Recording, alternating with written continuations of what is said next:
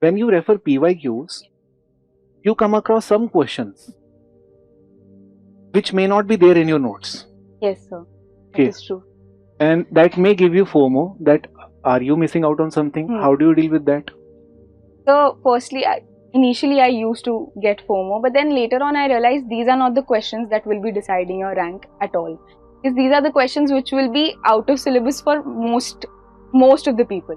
So these won't be the questions which will be deciding your rank. If you stick to the basics, that will be much more than enough to give you that edge. Okay. And if by chance, so I'm asking on behalf of students only, Yes, okay, the sir. questions that students usually ask. And if by chance those questions come which have never been thought about or pondered over by you in those Yes. PYQs, if all those questions come in the next year Yes, itself, sir. then Sir, if it's a sociological theory that you've never heard about, then I think there's pretty much nothing you can do about it. just take a wild guess of what it might be and write. I'll reserve that question for the last.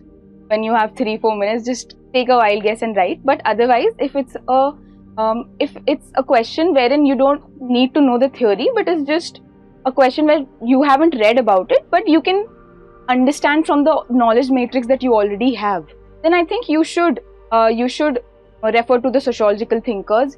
You should refer to the different chapters in your head, that okay, I can use religion here, I can use stratification here, I can use that theory, I can use Durkheim's theory, I can use Marx's theory. Just refer to those theories and write those answers. You don't need to know everything.